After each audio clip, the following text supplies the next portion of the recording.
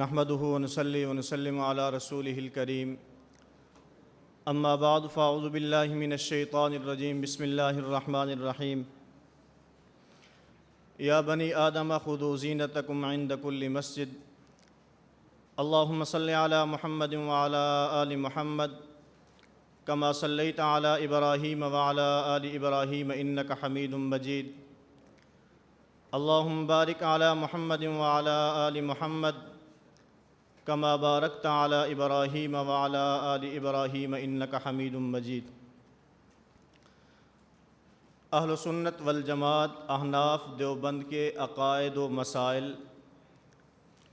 قرآن کریم، احادیث مبارکہ، اجماع امت اور قیاس شرعی کے مطابق ہیں، مخالف نہیں ہیں۔ یہ محض الزام ہے کہ فقہ حنفی قرآن و حدیث کے خلاف ہے، بلکہ ہمارے عقائد و مسائل ادلہ شرعیہ سے ثابت ہیں۔ ضرورت اس بات کی ہے کہ بندہ عقائد و مسائل سمجھے اور پھر ان کو آگے سمجھائے۔ کبھی ہم خود عقائد اور مسائل سمجھ نہیں سکتے اور کبھی آگے سمجھا نہیں سکتے، اور آپ حضرات کے سامنے استاد جی نے کئی بار عرض کیا، اگر ہمارا مخالف ہمارے عقائد اور مسائل کو سمجھ لے تو اعتراض نہ کرے، اور اگر ہم خود سمجھ لیں تو اعتراض کا جواب دینا آسان ہو۔ مسئلہ وہاں بنتا ہے مخالف نے تیاری کی ہوتی ہے اور ہم تیاری کرتے نہیں ہیں، جس کی وجہ سے ہمیں پریشانی کا سامنا کرنا پڑتا ہے۔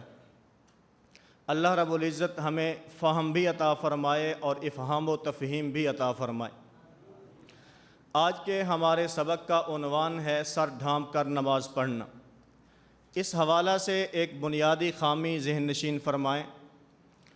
عمومی طور پر جس وقت ہم عوام کے سامنے اپنے مسائل کا تذکرہ کرتے ہیں، مسائل اپنے لیتے ہیں اور عنوان دوسروں کا اختیار کرتے ہیں، حالانکہ چاہیے یہ عنوان بھی اپنا ہونا چاہیے اور مسئلہ بھی اپنا ہونا چاہیے۔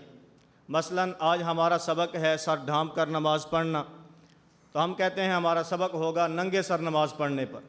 بھی آپ ننگے سر کی بات کیوں کرتے ہیں؟ اب آپ اپنا عنوان اختیار کریں کہ آج سبق ہوگا سر ڈھانپ کے نماز پڑھنے پہ، آج بیان ہوگا رفع الیدین پہ۔ بھی ہمارا مسئلہ رفع الیدین کا ہے یا ترک رفع الیدین کا ہے؟ تو اپنا عنوان اختیار کریں نا، مسئلہ بھی اپنا ہو اور عنوان بھی اپنا ہونا چاہیے۔ اسی طرح آج مناظرہ تھا، کس عنوان پہ؟ قرات خلف الامام پہ۔ بھی ہمارا عنوان قرات خلف الامام نہیں ہے، ترک قرات خلف الامام ہے۔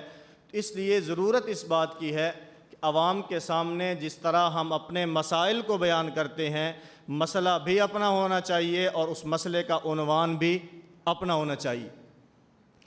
اہل سنت والجماعت احناف دیوبند کے نزدیک آدمی جس وقت نماز پڑھنے کے لیے آئے تو اپنے سر کو ڈھانپ کر آئے۔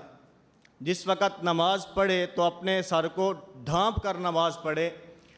وہ ٹوپی کے ذریعے ہو تو ٹھیک ہے، پگڑی کے ذریعے ہو تو ٹھیک ہے، جو بھی کپڑا انسان کو میسر ہے اس کپڑے کو اپنے سر کے اوپر رکھے اور نماز پڑھے۔ یہ اللہ کے پیغمبر صلی اللہ علیہ وسلم کی مبارک سنت ہے۔ اہل سنت والجماعت احناف دیوبند کے نزدیک جس وقت آدمی نماز پڑھنے کے لیے آئے تو اپنے سر کو ڈھانپ کر نماز پڑھے۔ اور اس میں ایک بات اور ذہن میں رکھ لیں، ہمارے اوپر یہ محض الزام ہے، غیر مقلدین کہتے ہیں کہ احناف کے نزدیک اگر کوئی آدمی ننگے سر نماز پڑھتا ہے تو نماز ہوتی ہی نہیں ہے۔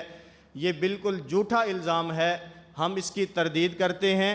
البتہ اتنا ضرور کہتے ہیں کہ اگر کوئی آدمی بغیر کسی مجبوری کے، ایک ہے مجبوری ہے، کپڑا ہے ہی نہیں تو سر پہ رکھے گا کیسے، یا سر کے اوپر کوئی ایسا زخم موجود ہے جس کی وجہ سے آدمی اپنے سر کے اوپر کپڑا رکھ نہیں سکتا، تو اس صورت میں بغیر کسی مجبوری کے اگر کوئی آدمی ننگے سر نماز پڑھتا ہے، خلاف ادب بھی ہے، خلاف سنت بھی ہے، ناپسند اور مکروہ بھی ہے۔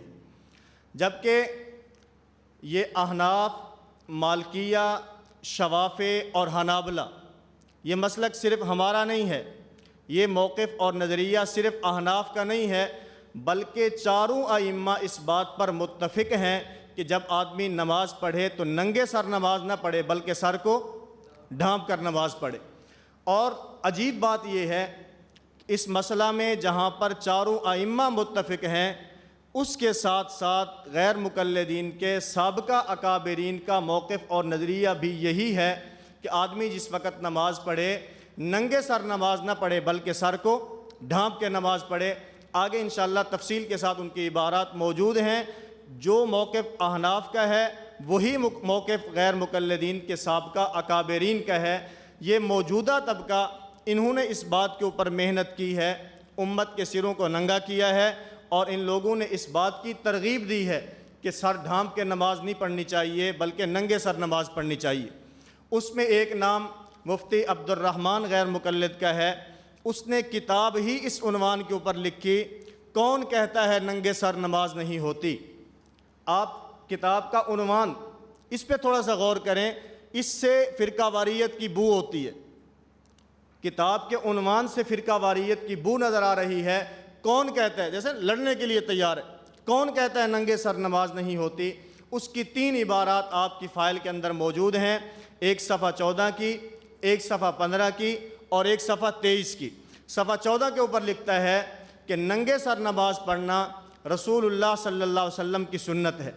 صفحہ 15 کے اوپر لکھتا ہے حنفی علماء کو بھی چاہیے کہ کبھی کبھی ننگے سر جماعت کرایا کریں تاکہ لوگوں کو سنت صحیحہ کا علم ہو جائے۔ اور صفحہ 23 کے اوپر لکھتا ہے سر ڈھانکنا بھی سنت ہے اور نہ ڈھانکنا بھی سنت ہے۔ سر ڈھانکنا بھی سنت ہے، نہ ڈھانکنا بھی سنت ہے۔ ہم کہتے ہیں اس کی اپنی عبارت کے اندر تضاد موجود ہے، اپنی عبارت کے اندر تضاد موجود ہے۔ ایک جگہ کہتا ہے کہ ننگے سر نماز پڑھنا رسول اللہ صلی اللہ علیہ وسلم کی سنت ہے، اگلے صفحے کے اوپر لکھتا ہے ہمیں ترغیب دیتے ہوئے کہ حنفی علماء کو بھی چاہیے کہ لوگوں کو ننگے سر جماعت کرائیں تاکہ لوگوں کو سنت صحیحہ کا علم ہو جائے۔ اب صفحہ 14 پہ سنت ہے، صفحہ 15 پر سنت صحیحہ ہے، اور پھر آگے صفحہ 23 کے اوپر سر ڈھانکنا بھی سنت ہے اور نہ ڈھانکنا بھی سنت ہے۔ عجیب تماشا نہیں؟ کام کرو تو بھی سنت، نہ کرو تو بھی سنت ہے۔ ہم کہتے ہیں کہ اللہ کے پیغمبر صلی اللہ علیہ وسلم کی مبارک سنت کہ نبی کریم صلی اللہ علیہ وسلم نے جو کام ہمیشہ فرمایا ہو وہ سنت ہے، اللہ کے پیغمبر صلی اللہ علیہ وسلم کا جو آخری عمل ہے وہ سنت ہے۔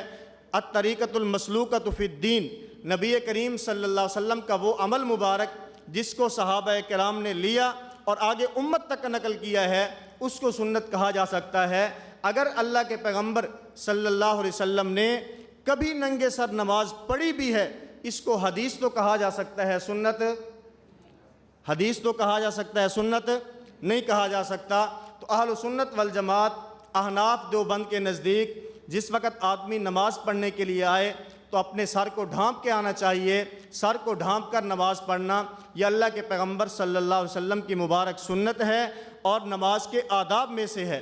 اور اگر کوئی آدمی بغیر کسی مجبوری کے ننگے سر نماز پڑھتا ہے تو یہ خلاف ادب بھی ہے اور خلاف سنت بھی ہے۔ بسا اوقات ایک مسئلہ اصولی نہیں ہوتا، لیکن مخالف اس مسئلے کو اصولی بنا کر پیش کرتا ہے۔ جس وقت ہم اس مسئلے کے حق کے اندر دلائل دیں گے تو ہمارے دلائل کی قوت اور طاقت ایسی ہونی چاہیے جیسے ایک اصولی مسئلے کو ثابت کرنے کے لیے ہوتی ہے۔ میں اس کی 2 مثالیں آپ حضرات کے سامنے عرض کرتا ہوں۔ پہلی مثال سمجھیں، مسئلہ تقلید۔ ہمارے نزدیک تقلید ایک عملی چیز ہے، یہ کوئی عقیدہ نہیں ہے۔ ہم تقلید کو مسئلہ کہتے ہیں، عقیدہ۔ آپ حضرات نے تفصیل کے ساتھ مسئلہ تقلید پڑھا ہے، آپ کے پاس فائل موجود ہیں، اس پر مسئلہ تقلید لکھا ہے یا عقیدہ تقلید لکھا ہے؟ اس کا مطلب یہ ہوا کہ ہم تقلید کو مسئلہ کہتے ہیں، لیکن کیونکہ غیر مقلد اس تقلید کو شرک کہتا ہے، مقلد کو مشرک کہتا ہے، اس کا مطلب یہ ہے کہ اس نے اس تقلید کو مسئلہ نہیں بلکہ عقیدہ بنا کر پیش کیا ہے۔ اس لیے جس وقت ہم تقلید کے حق میں دلائل دیں گے، ہم اس کا دفاع کریں گے، تو ہم گندی زبان استعمال نہ کریں، گندا لہجہ استعمال نہ کریں، لیکن اس کی دلائل کی قوت اور طاقت ایسی ہونی چاہیے جیسے کسی عقیدے کو ثابت کرنے کے لیے ہوتی۔ دوسری مثال سمجھیں، استاد جی فرماتے ہیں کہ جس وقت فضائل اعمال پر غیر مقلدین کی طرف سے اعتراضات ہوئے اور میں نے اس کے جوابات دیے، ہمارے علماء میں سے بعض نے مجھے فرمایا کہ فضائل اعمال ہماری کوئی اساسی، اصولی اور بنیادی کتاب نہیں ہے کہ آپ اتنی شد و مد کے ساتھ اس کا دفاع کر رہے ہیں۔ ٹھیک ہے، جو اچھی باتیں ہیں ان کو مان لینا چاہیے اور جو کمزور باتیں ہیں ان کا اعتراف کر لینا چاہیے۔ میں نے ان کو کہا دیکھیں، اگرچہ فضائل اعمال ہماری کوئی بنیادی، اصولی اور اساسی کتاب نہیں ہے، لیکن تبلیغی جماعت جو اہل حق کی نمائندہ جماعت ہے، اس کی وجہ سے اب یہ کتاب اصولی اور اساسی بن چکی ہے۔ فضائل اعمال کے ساتھ لاکھوں لوگ وابستہ ہو چکے ہیں۔ اب ان لوگوں کو دین سے دور کرنے کا آسان ترین طریقہ یہ ہے کہ فضائل اعمال کو مجروح کر دو۔ جب کتاب مجروح ہوگی، جو لوگ اس کتاب کے ساتھ وابستہ ہیں اس کتاب کے مجروح ہونے کی وجہ سے کتاب کو چھوڑ دیں گے اور دین سے دور ہونا شروع ہو جائیں گے۔ اس لیے اس کے ساتھ لاکھوں لوگ وابستہ ہو چکے ہیں۔ اگر آپ ان لوگوں کو دین پر کاربند رکھنا چاہتے ہیں تو اس فضائل اعمال کا دفاع کرو، لوگ اس کے ساتھ وابستہ رہیں گے اور ان کا ایمان بچ جائے گا۔ اگر یہ کتاب مجروح ہوئی اور ہم نے اس کا دفاع نہ کیا تو اس صورت میں لوگوں نے فضائل اعمال کو چھوڑنا ہے اور دین سے دور ہونا شروع ہو جانا ہے۔ اس لیے کہ ہمارا جو مخالف ہے، ہمارا مخالف جس طرح ہمارے مشن اور ہمارے کاز کے اوپر اعتراض کرتا ہے، بالکل اسی طرح اس کاز اور مشن کو لے کر چلنے والے افراد پر تنقید اس سے بڑھ کر کرتا ہے، اور اس فرد پر یا اس افراد پر یا اس جماعت کے اوپر تنقید، اس کا مقصد اس فرد پہ تنقید نہیں ہوتی بلکہ اس کا مقصد اس فرد کے، ان افراد کے، اس جماعت کے کاز اور مشن کے اوپر تنقید ہوتی ہے۔ اس لیے جس طرح اس کاز اور مشن کا دفاع کرنا ضروری ہے، اسی طرح اس کاز اور مشن کو لے کر چلنے والے افراد کا دفاع کرنا بھی ضروری ہے۔ اور یہی وجہ ہے کہ ہمارے بعض اوقات ہمارے احباب کو یہ بات سمجھ نہیں آتی، وہ کہتے ہیں اکابر کے دفاع کی کیا ضرورت ہے، ہمارے اکابر ہمارے ایمان کا حصہ تھوڑا ہے۔ ہم کہتے ہیں اگرچہ ہمارے ماضی قریب کے اکابرین ہمارے ایمان کا حصہ نہیں ہیں، لیکن ہمارا ایمان جو ہم تک پہنچا ہے اس کا واسطہ ہمارے اکابر ہیں۔ یہ واسطہ جتنا مضبوط ہوگا ہمارے عقائد اور ہمارے مسائل اتنا مضبوط ہوں گے، اور اگر یہ واسطہ درمیان میں کمزور ہوتا چلا گیا ہمارے عقائد اور ہمارے مسائل بھی کمزور ہوتے چلے جائیں گے۔ اس لیے ہم علماء دیوبند یہ کہتے ہیں کہ ہمارے اکابر علماء دیوبند جن کے واسطے سے ہم تک عقائد اور مسائل پہنچے ہیں، جب تک ہمارے جسم میں جان باقی ہے ہم اپنے اکابر کی ذات کا بھی دفاع کریں گے، اپنے اکابر کی بات کا بھی دفاع کریں گے۔ وقت مختصر ہے، دلائل کو شروع کرتے ہیں۔ اہل سنت والجماعت احناف دیوبند کے نزدیک جس وقت انسان نماز پڑھے تو نماز پڑھتے ہوئے انسان کو اپنا سر ڈھانپ لینا چاہیے۔ وہ پگڑی کے ذریعے ہو تو ٹھیک ہے، وہ ٹوپی کے ذریعے ہو تو ٹھیک ہے، جو کپڑا میسر ہے اس کپڑے کو اپنے سر کے اوپر رکھے اور سر کو ڈھانپ کر نماز پڑھے۔ یہ نماز کے آداب میں سے بھی ہے اور جناب نبی کریم صلی اللہ علیہ وسلم کی مبارک سنت بھی ہے۔ دلائل میں پہلی دلیل یا بنی آدم خذوا زینتکم عند کل مسجد، سورۃ الاعراف ہے، آیت نمبر 31 ہے۔ اللہ رب العزت نے بنی آدم کو نماز کے وقت زینت اختیار کرنے کا حکم ارشاد فرمایا ہے۔ اے بنی آدم، جس وقت نماز پڑھنے کے لیے آؤ تو تم زینت کو اختیار کرو۔ اب اس زینت سے کیا مراد ہے؟ اس آیت کی تفسیر اور تشریح میں سب سے پہلا حوالہ الفتاوی الکبریٰ جلد 5 صفحہ 326 ہے۔ علامہ ابن تیمیہ جو حنبلی المذہب ہیں وہ فرماتے ہیں واللہ تعالی امر بقدر زائد علی ستر العورت فی الصلاۃ وہو اخذ الزینہ۔ اللہ رب العزت نے یہ جو اس آیت مبارکہ میں زینت اختیار کرنے کا حکم ارشاد فرمایا ہے، یہ ستر عورت سے ایک زائد حکم ہے۔ ایک ہے کہ انسان کا جتنا سطر ہے اس سطر کو ڈھانپے اور نماز پڑھے۔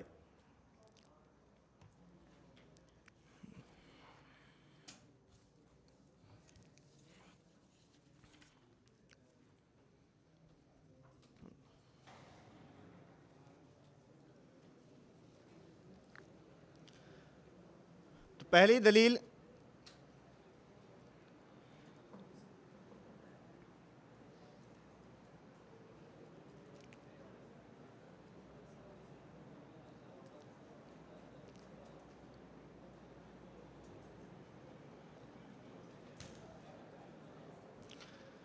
ہماری پہلی دلیل قرآن کریم کی آیت یا بنی آدم خذوا زینتکم عند کل مسجد، اس آیت کی تشریح اور تفسیر میں علامہ ابن تیمیہ رحمہ اللہ جو حنبلی المذہب ہیں وہ فرماتے ہیں کہ اللہ رب العزت نے جہاں جو زینت اختیار کرنے کا حکم ارشاد فرمایا ہے یہ ستر عورت سے زائد ایک حکم ہے، جتنا جسم کو ڈھانپنا ضروری ہے اس سے زائد ایک حکم ہے۔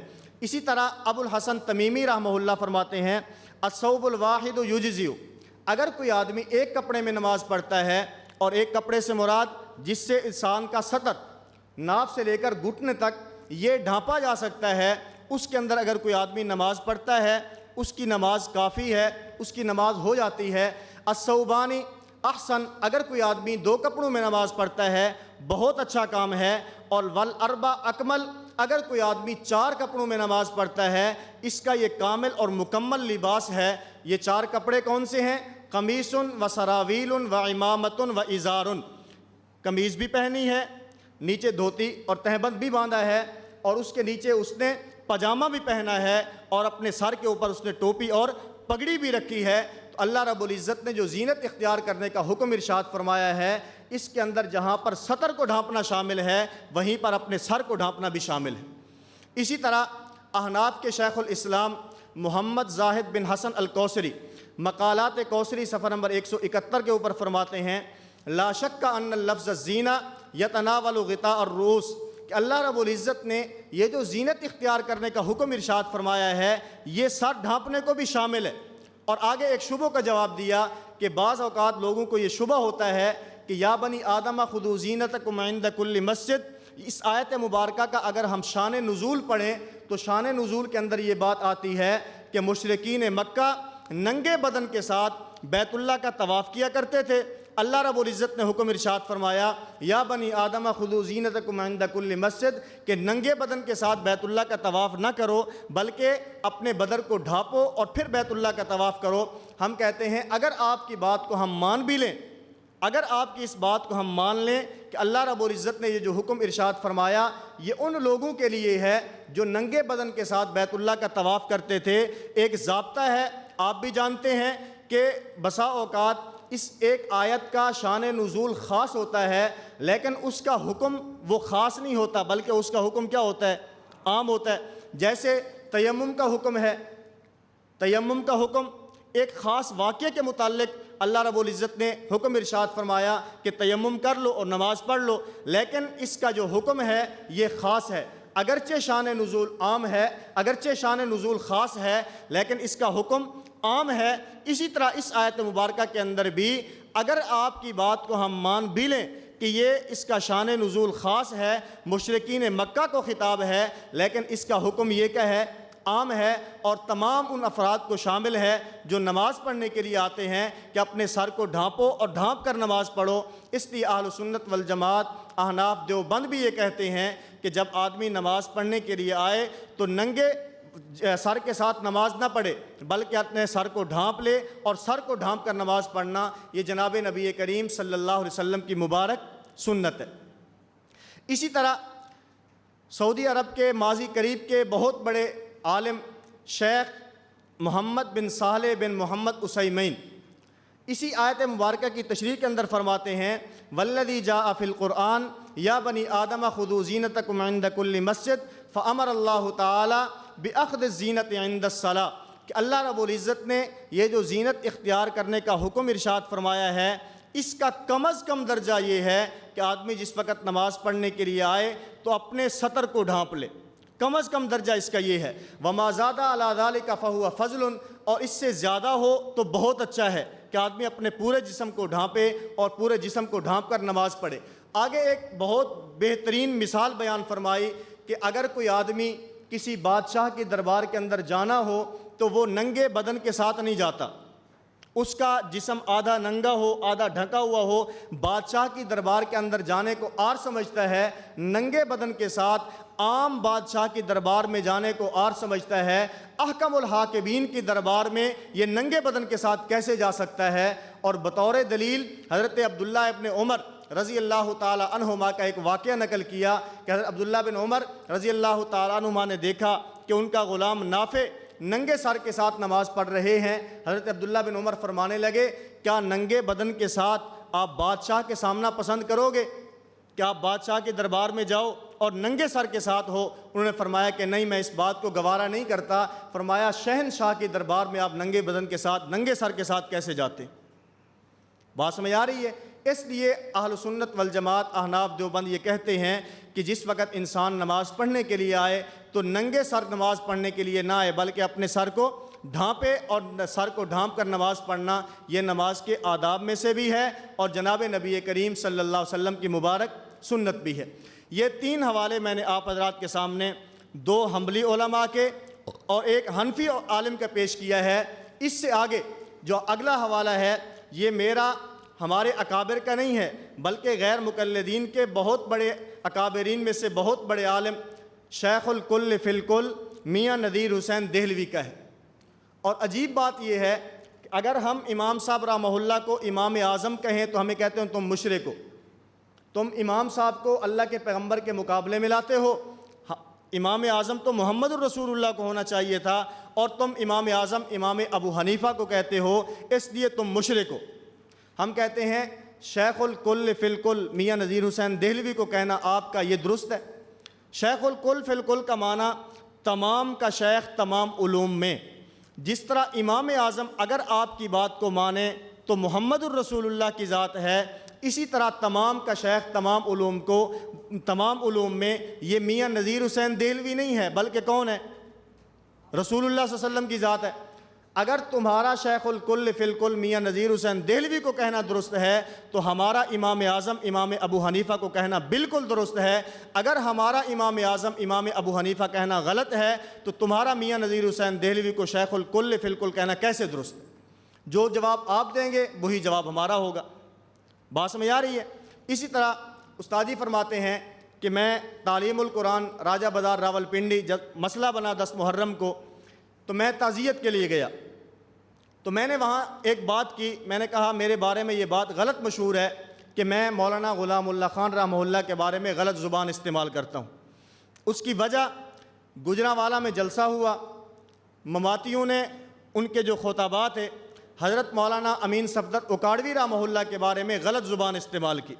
ماسٹر امین اکاڑوی، ماسٹر اکاڑوی نے یہ بات کی ہے، ماسٹر کہہ کے حضرت اکاڑوی رحمہ اللہ کو خطاب کرتے رہے۔ اس کے مقابلے میں ہمارے علماء نے جلسہ رکھا اور استاد جی کو دعوت دی۔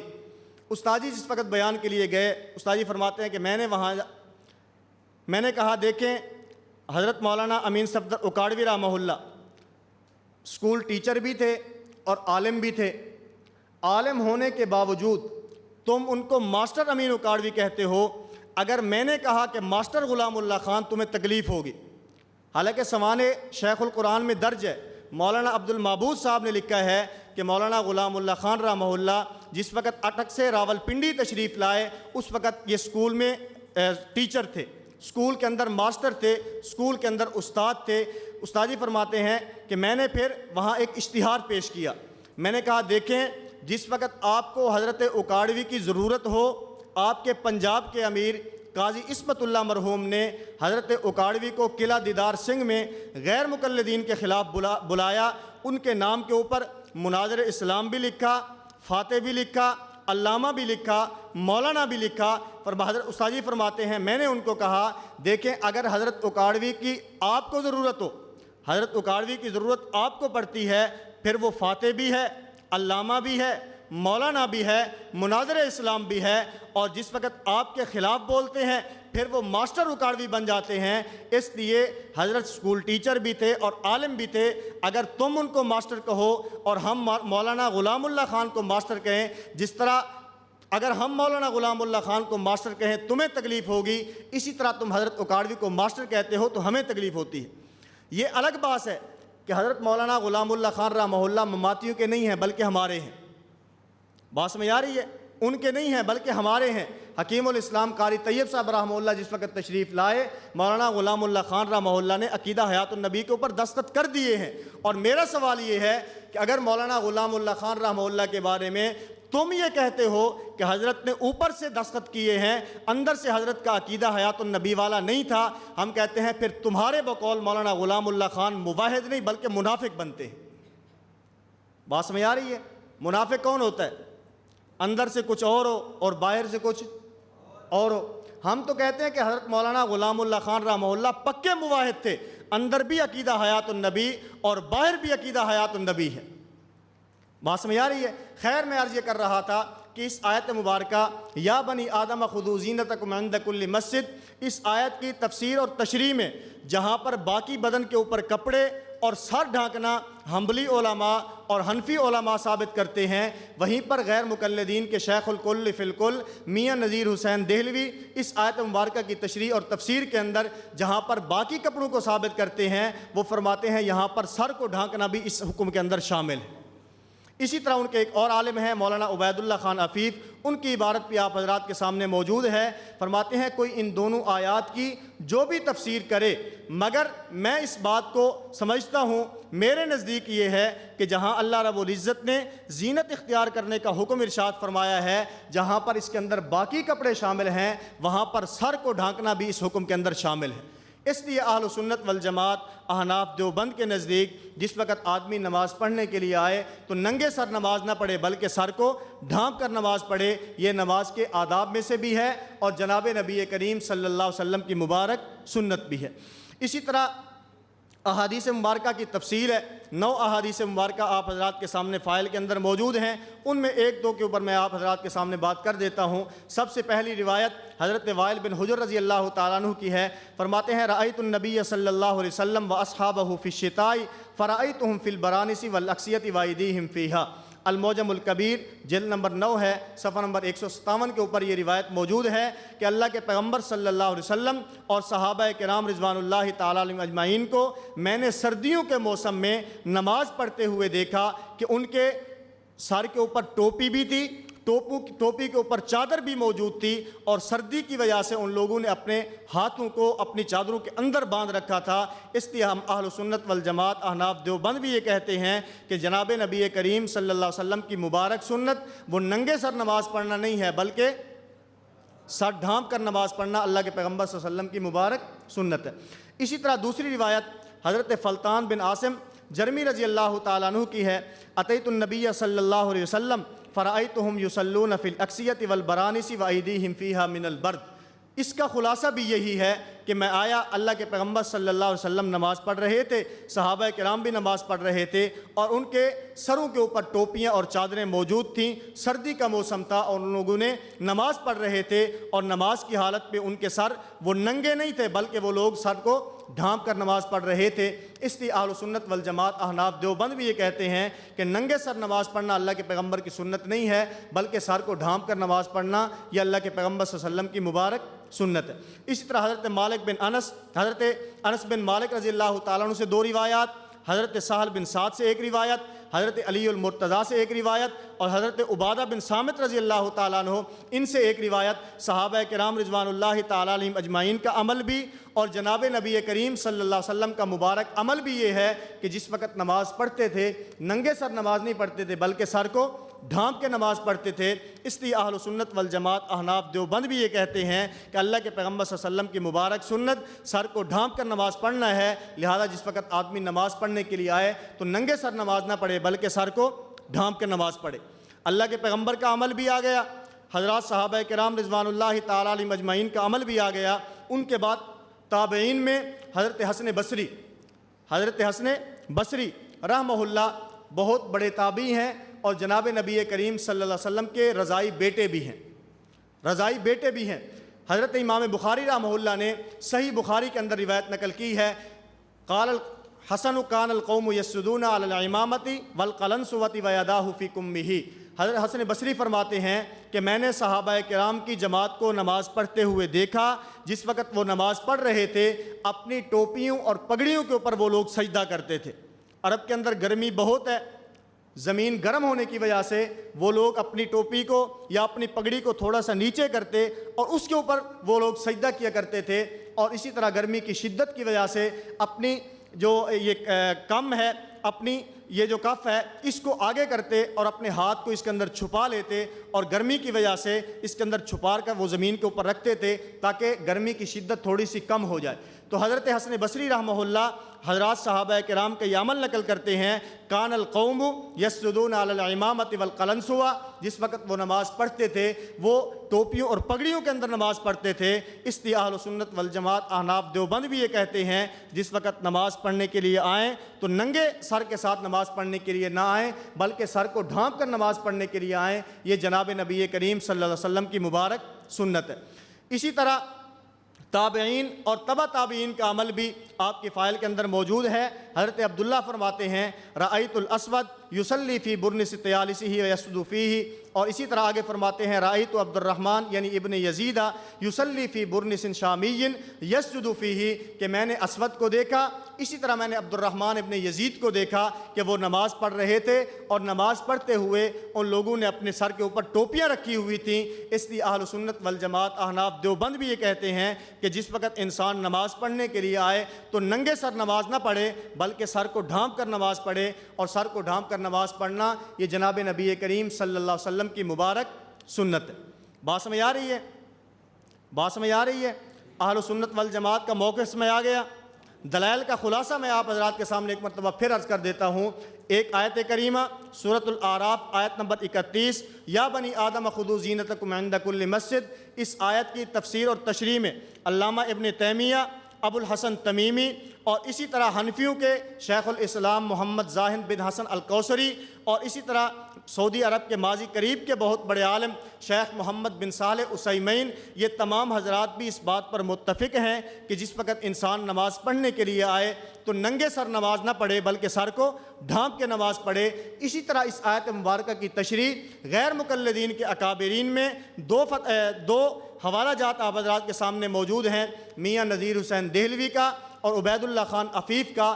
وہ حضرات بھی یہ فرماتے ہیں کہ اللہ رب العزت نے یہ زینت اختیار کرنے کا حکم ارشاد فرمایا ہے، اس زینت اختیار کرنے میں جہاں پر باقی کپڑے شامل ہیں وہاں پر سر ڈھانپنا یہ بھی اس حکم کے اندر شامل ہے۔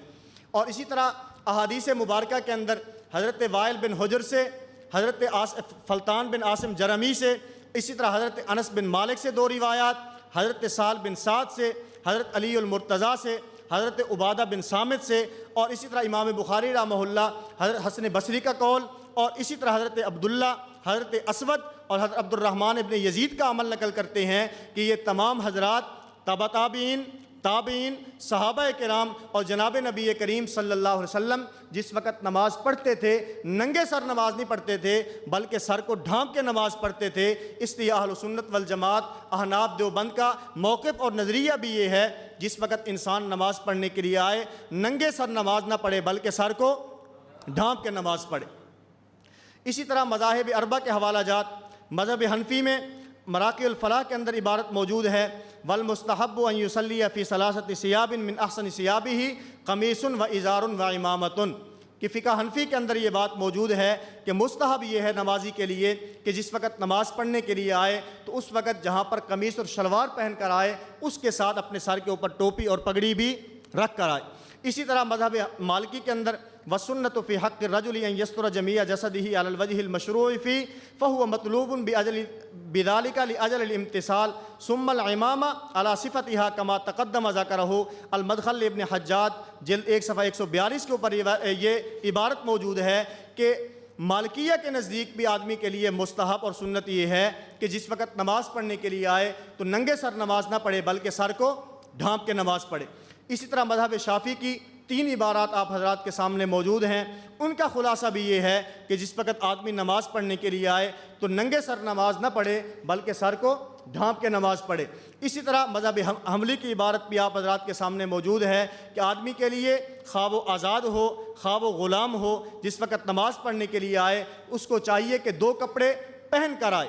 اور آگے ابن تمیم فرماتے ہیں کہ یہاں یہ جو 2 کپڑے مراد ہیں یہ 2 کپڑے ٹوپی اور امامہ کے علاوہ 2 کپڑے ہیں، قمیض بھی پہنی ہے، شلوار بھی پہنی ہے، ٹوپی اور امامہ کے علاوہ 2 کپڑے مراد ہیں، تو اس لیے مذاہب اربعہ کے ائمہ بھی اس بات پر متفق ہیں، وہ احناف ہوں، مالکیہ ہوں، شوافع ہوں یا حنابلہ ہوں، کہ جس وقت آدمی نماز پڑھنے کے لیے آئے تو ننگے سر نماز نہ پڑھے بلکہ سر کو ڈھانپ کر نماز پڑھے۔ اس لیے اہل سنت والجماعت احناف دیوبند بھی یہ کہتے ہیں کہ ننگے سر نماز نہ پڑھیں بلکہ سر کو ڈھانپ کے نماز پڑھیں۔ سر کو ڈھانپ کر نماز پڑھنا یہ نماز کے آداب میں سے بھی ہے اور اللہ کے پیغمبر صلی اللہ علیہ وسلم کی مبارک سنت بھی ہے، اور اگر کوئی آدمی بغیر کسی مجبوری کے ننگے سر نماز پڑھتا ہے یہ خلاف ادب بھی ہے، خلاف سنت بھی ہے، ناپسندیدہ اور مکروہ بھی ہے۔ اسی طرح قرآن کریم کی آیت، احادیث مبارکہ، مذاہب اربعہ کے حوالہ جات کے ساتھ ساتھ سب سے اہم چیز جو ہے وہ غیر مقلدین کے اکابرین کی تصریحات ہیں، جو آپ حضرات کے سامنے تفصیل کے ساتھ موجود ہیں۔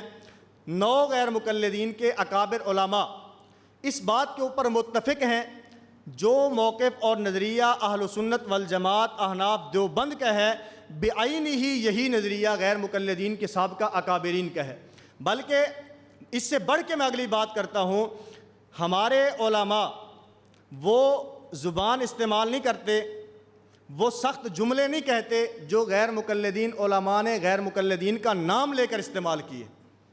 آپ حضرات کے سامنے آ جاتے ہیں کہ ہمارے علماء بھی اس بات کے اوپر اتنا تشدد نہیں کرتے، اتنا متشدد نہیں ہیں جتنا غیر مقلدین کے سابقہ اکابرین اس عمل کے اندر متشدد ہیں، اور وہ فرماتے ہیں کہ جو آدمی ننگے سر نماز پڑھتا ہے یہ جاہل ہے، اس کو سنت کا علم ہی نہیں ہے۔ سب سے پہلی عبارت میاں نذیر حسین دہلوی کے ہے، ان کی عبارت پیچھے بھی گزر چکی ہے کہ یہ اس بات کے قائل ہیں کہ اگر آدمی نماز پڑھنے کے لیے آئے تو ننگے سر نماز نہ پڑھے بلکہ سر کو ڈھانپ کر نماز پڑھے۔ اسی طرح دوسری عبارت آپ حضرات کے سامنے مولانا ثناء اللہ امرتسری جو غیر مقلدین کے شیخ الاسلام ہیں ان کی عبارت ہے، وہ موصوف لکھتے ہیں صحیح مسنون طریقہ نماز کا وہی ہے جو حضرت صلی اللہ علیہ وسلم سے بالدوام ثابت ہوا ہے، یعنی بدن پر کپڑے اور سر ڈھکا ہوا ہو پگڑی سے یا ٹوپی سے۔ فتاویٰ ثنائیہ جلد 1 صفحہ نمبر 522۔ میں ان کی عبارات اس لیے پڑھ رہا ہوں تاکہ اصل عبارت آپ حضرات کے سامنے آ جائے، آخر میں ان کا خلاصہ میں آپ حضرات کے سامنے عرض کر دوں گا۔ اسی طرح تیسری عبارت سید محمد داؤد غزنوی کی ہے، بڑی کمال کی عبارت ہے۔ دیکھیں، ابتدائے عہد اسلام کو چھوڑ کر جب کہ کپڑوں کی قلت تھی، اس کے بعد اس عاجز کی نظر سے کوئی ایسی روایت نہیں گزری جس میں باصراحت یہ مذکور ہو کہ نبی کریم صلی اللہ علیہ وسلم نے یا صحابہ کرام نے مسجد میں اور وہ بھی نماز با جماعت میں ننگے سر نماز پڑھی ہو، چہ جے کے معمول بنا لیا ہو۔ اس لیے اس بد رسم کو جو پھیل رہی ہے بند کرنا چاہیے۔ بات سمجھ آ رہی ہے؟ فرماتے ہیں کہ میں نے جتنا مطالعہ کیا ہے میری نظر سے ایک روایت بھی ایسی نہیں گزری کہ صحابہ کرام جناب نبی کریم صلی اللہ علیہ وسلم با جماعت نماز پڑھ رہے ہوں، مسجد کے اندر نماز پڑھ رہے ہوں اور انہوں نے ننگے سر نماز پڑھی ہو۔ فرماتے ہیں باوجود جستجو اور تلاش کے مجھے ایک روایت بھی ایسی نہیں ملی جس کے اندر یہ صراحت موجود ہو کہ اللہ کے پیغمبر صلی اللہ علیہ وسلم نے یا صحابہ کرام نے با جماعت مسجد کے اندر نماز پڑھی ہو اور ان لوگوں نے ننگے سر نماز پڑھی ہو۔ اس لیے اہل سنت والجماعت احناف دیوبند بھی یہ کہتے ہیں جس وقت آدمی نماز پڑھنے کے لیے آئے ننگے سر نماز نہ پڑھے بلکہ اپنے سر کو ڈھانپ کر نماز پڑھے، یہ نماز کے آداب میں سے بھی ہے اور جناب نبی کریم صلی اللہ علیہ وسلم کی مبارک سنت بھی ہے۔ اسی طرح اس سے اگلی عبارت ان کی اور کمال کی ہے، فرماتے ہیں اگر فیشن کی وجہ سے ننگے سر نماز پڑھی جائے تو مکروہ ہوگی۔ فائل کے اوپر دیکھیں، اگر فیشن کی وجہ سے ننگے سر نماز پڑھی جائے تو مکروہ ہوگی، اگر تعبد اور خشوع اور خضوع عاجزی کے خیال سے نماز پڑھی جائے تو یہ نصارہ کے ساتھ تشابہ ہوگا، اور آگے فرماتے ہیں اگر کسل اور سستی کی وجہ سے ہو تو منافقین کی ایک خلقت کے ساتھ تشابہ ہے۔ بات سمجھ آ رہی ہے؟ اگر کوئی آدمی فیشن کی وجہ سے ننگے سر نماز پڑھتا ہے، فیشن ابھی نہایا ہوں، غسل کیا ہے، سر کے اوپر ٹوپی یا پگڑی رکھوں گا تو سر کے بال خراب ہوں گے، فیشن کی وجہ سے ننگے سر نماز پڑھتا ہے، فرماتے ہیں فیشن کی وجہ سے ننگے سر نماز پڑھنا مکروہ ہے۔ اور اگر کوئی آدمی ننگے سر نماز اس لیے پڑھتا ہے کہ یہ خشوع اور خضوع کی علامت ہے، فرمایا یہ عیسائیوں کے ساتھ تشابہ ہے۔ اور اگر کوئی آدمی کسل اور سستی کی وجہ سے ننگے سر نماز پڑھتا ہے تو کسل اور سستی کی وجہ سے ننگے سر نماز پڑھنا یہ منافقین کے ساتھ تشابہ ہے۔ ہم غیر مقلدین سے سوال کرتے ہیں کہ تم یہ بتاؤ تم ننگے سر نماز کیوں پڑھتے ہو؟ فیشن کی وجہ سے پڑھتے ہو تو بھی تمہارا عالم مکروہ لکھتا ہے، اگر عاجزی خشوع اور خضوع کی وجہ سے کرتے ہو تو عیسائیوں کے ساتھ مشابہت ہے، اور اگر کسل اور سستی کی وجہ سے کرتے ہو تو تمہارے عالم کے بقول یہ منافقین کے خلقت کے ساتھ تشابہ ہے۔ ہم اپنی طرف سے تمہارے اوپر کسی قسم کا کوئی فتویٰ نہیں لگاتے، ہم اپنی طرف سے کوئی فتویٰ نہیں لگاتے، تمہارے گھر کے علماء سے ہم ان کے فتاوی جات آپ حضرات کے سامنے نقل کر رہے ہیں کہ تمہارے علماء یہ بات کہتے ہیں کہ ننگے سر نماز پڑھنا اگر فیشن کی وجہ سے ہے تو مکروہ ہے، اور اگر کوئی آدمی ننگے سر نماز تعبد اور خشوع کی وجہ سے کرتا ہے تو ایسی صورت میں یہ عیسائیوں کے ساتھ مشابہت ہے، اور اگر کوئی آدمی ننگے سر نماز کسل اور سستی کی وجہ سے پڑھتا ہے تو اس صورت میں یہ منافقین کے خلقت کے ساتھ تشابہ ہے۔ ہمارے علماء کی اتنی سخت زبان نہیں ہے جتنی تمہارے علماء نے تمہارے خلاف لکھی۔ بات سمجھ آ رہی ہے؟ اسی طرح اگلی عبارت ابو سعید شرف الدین دہلوی کی ہے۔ آپ فرماتے ہیں خذوا زینتکم عند کل مسجد، اور رسول اللہ صلی اللہ علیہ وسلم کا سر پر امامہ رکھنے سے امامہ سنت ہے، اور ہمیشہ ننگے سر کو نماز کا شعار بنانا بھی ایجاد بندہ ہے، یعنی بدعت ہے۔ بات سمجھ آ رہی ہے کہ اللہ کے پیغمبر صلی اللہ علیہ وسلم تو جس وقت نماز پڑھتے تھے وہ ننگے سر نماز نہیں پڑھتے تھے بلکہ سر کو ڈھانپ کے نماز پڑھتے تھے۔ اس لیے اہل سنت والجماعت احناف دیوبند بھی یہ کہتے ہیں کہ جس وقت آدمی نماز پڑھنے کے لیے آئے تو ننگے سر نماز نہ پڑھے بلکہ اپنے سر کو ڈھانپ کے نماز پڑھے، یہ نماز کے آداب میں سے بھی ہے اور جناب نبی کریم صلی اللہ علیہ وسلم کی مبارک سنت بھی ہے۔ اسی طرح اگلی عبارت فرماتے ہیں بعض کا شیوہ ہے کہ گھر سے ٹوپی یا پگڑی سر پر رکھ کر آتے ہیں اور ٹوپی یا پگڑی قصداً اتار کر ننگے سر نماز پڑھنے کو اپنا شعار بنا رکھا ہے اور پھر اس کو سنت کہتے ہیں۔ بالکل غلط ہے، یہ فعل سنت سے ثابت نہیں۔ ہاں، اس فعل کو مطلقاً ناجائز کہنا بھی بے وقوفی ہے۔ بات سمجھ آ رہی ہے کہ اگر کوئی آدمی ہمیشہ ننگے سر نماز پڑھتا ہے اور اس کو سنت سمجھتا ہے، فرماتے ہیں کہ یہ سنت سمجھنا یہ بالکل بات غلط ہے۔ اللہ کے پیغمبر صلی اللہ علیہ وسلم کی مبارک سنت وہ ننگے سر نماز پڑھنا نہیں ہے بلکہ سر کو ڈھانپ کر نماز پڑھنا ہے۔ اس لیے اہل سنت والجماعت احناف دیوبند بھی یہ کہتے ہیں کہ جس وقت آدمی نماز پڑھنے کے لیے آئے تو ننگے سر نماز نہ پڑھے بلکہ اپنے سر کو ڈھانپ کر نماز پڑھے۔ اسی طرح آگے مولوی محمد اسماعیل سلفی کی عبارت، اس کا خلاصہ بھی آپ حضرات کے سامنے اس عبارت کے آخر میں موجود ہے۔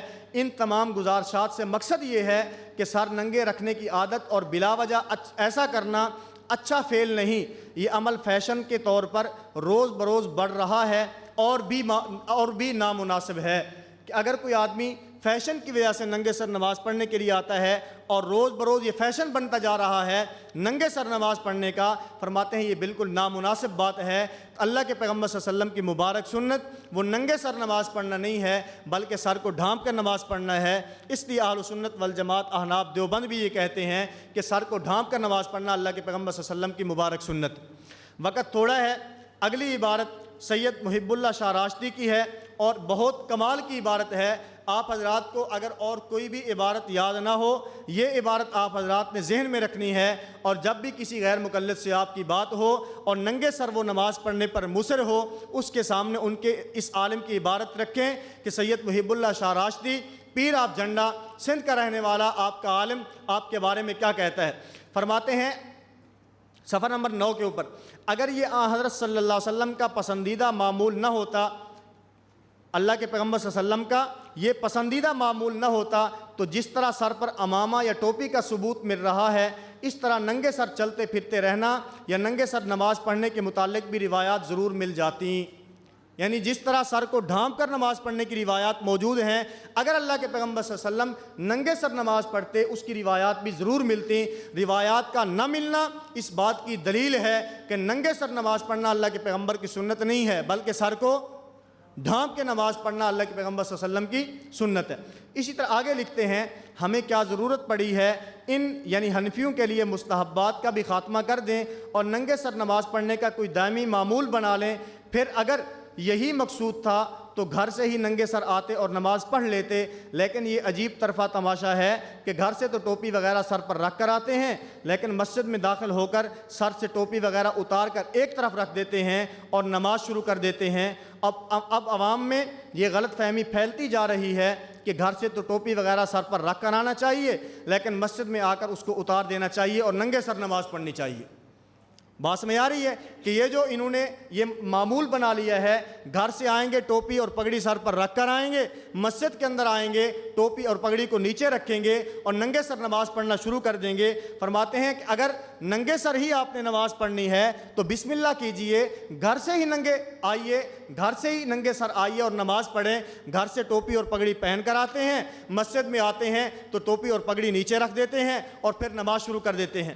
اور میرا ایک اور سوال غیر مقلدین سے یہ ہے، اگر ننگے سر نماز پڑھنا تمہارے بقول سنت ہے تو تمہارا امام سر کے اوپر ٹوپی اور رومال رکھ کے نماز پڑھتا ہے، اب فیصلہ تم نے کرنا ہے کہ نماز خلاف سنت تم پڑھتے ہو یا تمہارا امام پڑھتا ہے۔ آپ نے کبھی غیر مقلد امام کو ننگے سر نماز پڑھاتے ہوئے دیکھا ہے؟ جس مسجد میں آپ چلے جائیں آپ کو مقتدی ننگے سر ملیں گے، امام نے سر کے اوپر ٹوپی اور پگڑی رکھی ہوگی۔ اگر تمہارا موقف یہ ہے کہ ننگے سر نماز پڑھنا اللہ کے پیغمبر صلی اللہ علیہ وسلم کی سنت ہے، اس کا مطلب تم ننگے سر نماز پڑھ کے سنت کے مطابق نماز پڑھتے ہو، اور تمہارا عالم اپنے نماز پڑھاتے ہوئے سر کو ڈھانپ کے نماز پڑھتا ہے، وہ خلاف سنت نماز پڑھاتا ہے۔ ہم کہتے ہیں ہمیں ترغیب بعد میں دو کہ حنفی علماء کو بھی چاہیے کبھی کبھی ننگے سر جماعت کرایا کریں تاکہ لوگوں کو سنت صحیحہ کا علم ہو جائے۔ ہم کہتے ہیں ہماری نماز سنت کے مطابق بعد میں بنانا، پہلے اپنے امام کی نماز کو سنت کے مطابق بناؤ۔ تمہارا اپنا امام خلاف سنت نماز پڑھتا اور پڑھاتا ہے، اس کی نماز تم سنت کے مطابق نہیں کرتے، اور حنفی علماء کو تم یہ ترغیب دیتے ہو کہ حنفی علماء کو چاہیے کبھی کبھی ننگے سر جماعت کرایا کریں۔ اس لیے اہل سنت والجماعت احناف دیوبند یہ کہتے ہیں، قرآن کریم کی آیت، جناب نبی کریم صلی اللہ علیہ وسلم کا مبارک عمل، صحابہ کرام رضوان اللہ تعالیٰ علیہم اجمعین کا مبارک عمل، تابعین کا مبارک عمل، اتباع تابعین کا مبارک عمل یہ ہے کہ جس وقت آدمی نماز پڑھنے کے لیے آئے اپنے سر کو ڈھانپ کر آئے۔ سر کو ڈھانپ کر نماز پڑھنا یہ اللہ کے پیغمبر صلی اللہ علیہ وسلم کی مبارک سنت ہے، اور ننگے سر نماز پڑھنا بغیر کسی مجبوری کے نماز کے ادب کے بھی خلاف ہے، اور جناب نبی کریم صلی اللہ علیہ وسلم کی مبارک سنت کے بھی خلاف ہے۔ اور یہ صرف ہم نہیں کہتے، قرآن کریم بھی یہ کہتا ہے، جناب نبی کریم صلی اللہ علیہ وسلم کی احادیث بھی یہ کہتے ہیں، صحابہ کرام کا عمل بھی یہ کہتا ہے، تابعین کا عمل بھی یہ کہتا ہے، اتباع تابعین کا عمل بھی یہ کہتا ہے۔ اس سے بڑھ کر تمہارے سابقہ اکابرین بھی یہ کہتے ہوئے نظر آتے ہیں کہ ننگے سر نماز پڑھنا اللہ کے پیغمبر کی سنت نہیں ہے، بلکہ سر کو ڈھانپ کر نماز پڑھنا اللہ کے پیغمبر صلی اللہ علیہ وسلم کی مبارک سنت ہے۔ غیر مقلدین کے 2-3 شبہات آپ کی اس فائل کے اندر موجود ہیں، وقت ختم ہو گیا ہے۔ آخری شبہ کے اندر میں تھوڑی سی بات کر دیتا ہوں، جو عوامی شبہ ہے اور غیر مقلدین اس کو بڑا چڑھا کر پیش کرتے ہیں۔ وہ شبہ کیا ہے؟ غیر مقلدین علماء کہتے ہیں اگر ننگے سر نماز پڑھنا یہ خلاف ادب اور خلاف سنت ہے۔ جس وقت آدمی حج یا عمرہ کرنے کے لیے جاتا ہے تو حج اور عمرہ کرنے والا آدمی اپنے سر کے اوپر ٹوپی اور پگڑی نہیں پہنتا، بلکہ ننگے سر ہوتا ہے اور ننگے سر نماز پڑھتا ہے۔ اگر ہماری نماز ننگے سر ہو تم کہتے ہو یہ خلاف ادب اور خلاف سنت ہے، تو جو آدمی عمرہ یا حج کرنے کے لیے گیا ہے اس کو بھی خلاف ادب اور خلاف سنت والا فتویٰ اس کے اوپر لگاؤ۔ تم کہتے ہو وہ ادب والا ہے، اور ہم اگر ننگے سر نماز پڑھیں تو یہ خلاف ادب ہے۔ ہم کہتے ہیں دیکھیں، شریعت یہ امر عقلی کا نام نہیں ہے، بلکہ شریعت یہ امر تعبدی کا نام ہے۔ دوسرے الفاظ میں یوں سمجھیں کہ شریعت یہ اعمال کے بجا لانے کا نام نہیں ہے، بلکہ شریعت یہ ادائے پیغمبر کا نام ہے۔ ہم نے شریعت پہ عمل کرتے ہوئے یہ دیکھنا ہے کہ اللہ کے پیغمبر صلی اللہ علیہ وسلم کا مبارک عمل کیا ہے۔ اگر اللہ کے پیغمبر صلی اللہ علیہ وسلم نے نماز پڑھی ہے اور سر کو ڈھانپ کر نماز پڑھی ہے تو پھر نماز کے اندر سر کو ڈھانپ کر نماز پڑھنا یہ نماز کے آداب میں سے بھی ہے اور جناب نبی کریم صلی اللہ علیہ وسلم کی مبارک سنت بھی ہے۔ اور جس وقت اللہ کے پیغمبر صلی اللہ علیہ وسلم عمرہ یا حج کرنے کے لیے تشریف لے گئے، وہاں اللہ کے پیغمبر صلی اللہ علیہ وسلم نے اپنے سر کو ننگا رکھا ہے۔ حج اور عمرے کے اندر اپنے سر کو ننگا رکھنا اللہ کے پیغمبر کی سنت ہے، اور نماز کے اندر اپنے سر کو ڈھانپ کے نماز پڑھنا اللہ کے پیغمبر کی سنت ہے۔ ہم نماز کے اندر سر کو ڈھانپ کر اللہ کے پیغمبر کی سنت پہ عمل کرتے ہیں، اور حج اور عمرہ کے اندر جائیں تو وہاں احرام کی حالت کے اندر اپنے سر کو ننگا رکھتے ہیں، یہاں بھی سنت پہ عمل کرتے ہیں، وہاں بھی سنت پہ عمل کرتے ہیں۔ ایک مثال دے کے بات کو ختم کرتا ہوں۔ ہم کہتے ہیں کہ شریعت امر عقلی کا نام نہیں ہے، بلکہ شریعت امر تعبدی کا نام ہے۔ شریعت اعمال کے بجا لانے کا نام نہیں ہے، بلکہ شریعت ادائے پیغمبر کا نام ہے۔ اگر کوئی آدمی رمضان المبارک کا چاند نظر آیا، اس نے روزہ رکھا، 29 کا چاند، کبھی 30 کا چاند، اب اس نے یکم شوال کو بھی روزہ رکھا ہے۔ یکم شوال کا روزہ رکھنا جائز ہے؟ کیوں روزہ عبادت نہیں ہے؟ اگر کوئی آدمی بھوکا رہے، پیاسا رہے اور اسی طرح نفسانی خواہشات کو روکے رکھے، اس کو روزہ کہتے ہیں۔ صبح سے لے کر شام تک اگر یکم رمضان سے لے کر 29 یا 30 رمضان تک آدمی روزہ رکھے تو باعث اجر ہے، اور اگر یکم شوال کو روزہ رکھے تو پھر خلاف شریعت ہے۔ بات سمجھ آ رہی ہے؟ اب کوئی آدمی یہ سوال کرے بھی اگر اس نے پورا رمضان روزہ رکھا ہے، آپ کہتے ہیں اس کو ثواب ملتا ہے، اور یکم شوال کو روزہ رکھے تو ثواب نہیں بلکہ الٹا کیا ہوتا ہے؟ گناہ ہوتا ہے۔ ہم کہتے ہیں ہم نے اللہ کے پیغمبر کی ادا کو دیکھنا ہے۔ نبی کریم صلی اللہ علیہ وسلم نے ارشاد فرمایا، جب رمضان کا چاند نظر آتا ہے اس وقت سے روزے فرض ہیں۔ اگر رمضان کا چاند 29 کا ہے، 29 روزے فرض ہیں۔ اگر 30 کا ہے، 30 روزے فرض ہیں۔ اگر 29 کا ہے، یکم شوال کو روزہ رکھنا انسان کے لیے جائز نہیں ہے۔ کیوں؟ اس لیے کہ شریعت اعمال کے بجا لانے کا نام نہیں ہے، بلکہ شریعت اللہ کے پیغمبر صلی اللہ علیہ وسلم کی مبارک ادا کا نام ہے، اور ہم نے اللہ کے پیغمبر صلی اللہ علیہ وسلم کی مبارک ادا کو دیکھا ہے۔ جناب نبی کریم صلی اللہ علیہ وسلم جس وقت نماز پڑھنے کے لیے آتے تھے اس وقت سر کو ڈھانپ کے آتے تھے، اور جس وقت حج اور عمرہ کے لیے گئے اور احرام کی حالت کے اندر ہوتے اس وقت ننگے سر ہوتے تھے۔ اس لیے جس وقت نماز پڑھنے کے لیے آئیں، اہل سنت والجماعت احناف دیوبند بھی یہ کہتے ہیں آدمی سر کو ڈھانپ کر آئے، اور جس وقت آدمی حج یا عمرہ کرنے کے لیے جائے احرام کی حالت کے اندر ہو اس وقت آدمی کو سر کے اوپر کپڑا نہیں رکھنا چاہیے۔ اگر سر کے اوپر کپڑا رکھے گا تو دم آ جائے گا۔ وہاں پر اپنے سر کو ننگا رکھنا اللہ کے پیغمبر صلی اللہ علیہ وسلم کی سنت ہے، اور نماز کے اندر اپنے سر کو ڈھانپ کے رکھنا اللہ کے پیغمبر صلی اللہ علیہ وسلم کی سنت ہے۔ اور ہم دونوں مقامات کے اوپر سنت کا خیال کرتے ہیں۔ اس لیے اہل سنت والجماعت احناف دیوبند کے نزدیک جس وقت آدمی نماز پڑھنے کے لیے آئے تو ننگے سر نماز نہ پڑھے بلکہ اپنے سر کو ڈھانپ کے نماز پڑھے۔ میں سبق کا خلاصہ آخری آدھے منٹ کے اندر آپ حضرات کے سامنے دوبارہ عرض کر دیتا ہوں۔ اہل سنت والجماعت احناف دیوبند کے نزدیک ننگے سر نماز پڑھنا اللہ کے پیغمبر کی سنت نہیں ہے، بلکہ سر کو ڈھانپ کر نماز پڑھنا یہ اللہ کے پیغمبر صلی اللہ علیہ وسلم کی مبارک سنت ہے، نماز کے آداب میں سے ہے۔ اور اگر کوئی آدمی ننگے سر نماز بغیر کسی مجبوری کے کرتا ہے، بغیر کسی مجبوری کے پڑھتا ہے، یہ خلاف ادب بھی ہے اور خلاف سنت بھی ہے۔ جبکہ غیر مقلدین کے موجودہ طبقہ، موجودہ علماء کرام اور موجودہ ان کے جو طبقہ ہے وہ ننگے سر نماز پڑھتا بھی ہے اور ننگے سر نماز پڑھنے کی ترغیب بھی دیتا ہے۔ اس کے اندر ایک کتاب میں نے آپ حضرات کے سامنے اس کے 3 حوالہ جات پیش کیے۔ مولوی عبد الرحمن غیر مقلد، کتاب کا نام کون کہتا ہے ننگے سر نماز نہیں ہوتی، صفحہ 14 کے اوپر لکھا ننگے سر نماز پڑھنا جناب نبی کریم صلی اللہ علیہ وسلم کی مبارک سنت ہے۔ صفحہ 15 کے اوپر لکھا کہ حنفی علماء کو بھی چاہیے کبھی کبھی ننگے سر جماعت کرائیں تاکہ لوگوں کو سنت صحیحہ کا علم ہو جائے۔ صفحہ 23 کے اوپر لکھتا ہے اس مسئلے کے اندر وسعت ہے، سر ڈھانکنا بھی سنت ہے اور نہ ڈھانکنا بھی سنت ہے۔ میں نے دلائل کے اندر ایک آیت مبارکہ حنفی علماء، حنبلی علماء، غیر مقلدین کے سابقہ علماء کے حوالہ جات آپ حضرات کے سامنے پیش کیے۔ وہ بھی یہ کہتے ہیں کہ اللہ رب العزت نے جو زینت اختیار کرنے کا حکم ارشاد فرمایا وہاں پر جو باقی کپڑے شامل ہیں وہاں پر سر کو ڈھانپنا بھی شامل ہے۔ اسی طرح احادیث مبارکہ میں حضرت وائل بن حجر سے، فلطان بن عاصم جرمی سے، حضرت انس بن مالک سے 2 روایات، حضرت سال بن سعد سے، حضرت عبادہ بن صامت سے، حضرت علی المرتضیٰ سے، امام بخاری نے حضرت حسن بصری کا قول، حضرت عبداللہ نے حضرت اسود اور عبد الرحمن ابن یزید کا عمل نقل کیا ہے۔ جناب نبی کریم صلی اللہ علیہ وسلم کا عمل بھی، صحابہ کرام کا عمل بھی، تابعین کا عمل بھی، تبع تابعین کا عمل بھی یہ ہے کہ آدمی جس وقت نماز پڑھنے کے لیے آئے تو اس وقت ننگے سر نماز پڑھنے کے لیے نہ آئے بلکہ سر کو ڈھانپ کر نماز پڑھنے کے لیے آئے۔ اسی طرح غیر مقلدین کے 9 علماء کرام کے حوالہ جات آپ حضرات کے سامنے موجود ہیں کہ آدمی جس وقت نماز پڑھنے کے لیے آئے تو ننگے سر نماز پڑھنے کے لیے نہ آئے بلکہ سر کو ڈھانپ کر نماز پڑھنے کے لیے آئے۔ اور جو آدمی ننگے سر نماز پڑھنے کے لیے آتا ہے